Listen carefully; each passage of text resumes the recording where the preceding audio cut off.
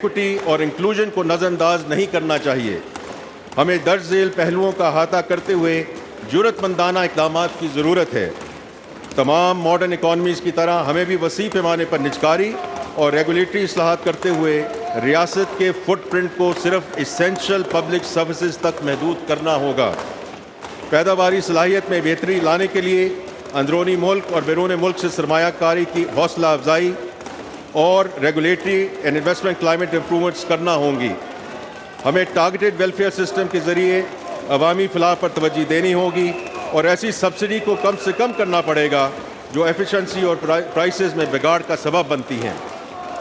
Broad based fair taxation रजीम का क़याम भी इंतहाई ज़रूरी है जो सबके लिए यकसा मौक़े फराहम करे और एंटी एक्सपोर्ट डिस्टॉर्शंस को ख़त्म करे। तवानाई की कीमत को कम करने के लिए पावर सेक्टर में मार्केट में मबनी इस्लाहात करने की ज़रूरत है। जदीद मईशत के लिए सेहत, तालीम और स्किल्स डेवलपमेंट के मुअस्सर निज़ाम की तश्कील इंतहाई अहम है। हुकूमत अपनी होम ग्रोन रिफॉर्म्स को मज़ीद आगे बढ़ाते हुए IMF के साथ एक एक्सटेंडेड फंड फैसिलिटी पर बातचीत कर रही है। नए प्रोग्रामों में macro economic and fiscal stabilisation, ज़र मुबादला के ज़खायर को बढ़ाने, कर्ज़ों को सस्टेनेबल बनाने, पावर सेक्टर और SCOEs में इस्लाहात करने के साथ साथ गवर्नेंस और ट्रांसपेरेंसी को बेहतर बनाने पर तवज्जो मरकूज़ की जाएगी। इस ज़िमन में हमारी IMF के साथ स्टाफ लेवल एग्रीमेंट के सिलसिले में बातचीत मुस्बत अंदाज में आगे बढ़ रही है। जनाब स्पीकर, बजट खसारे को कम करना एक अहम मकसद होगा।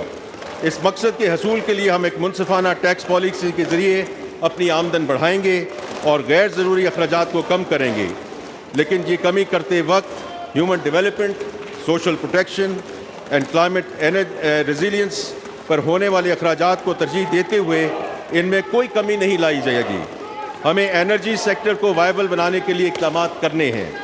इन इक़दामात में पैदावारी लागत को कम करना इंतहाई अहम है।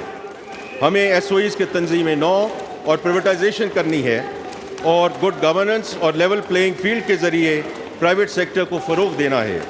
इन सब इक़दामात का मकसद आमदन से ज़ायद अखराजात के दायमी मसले को हल करना है।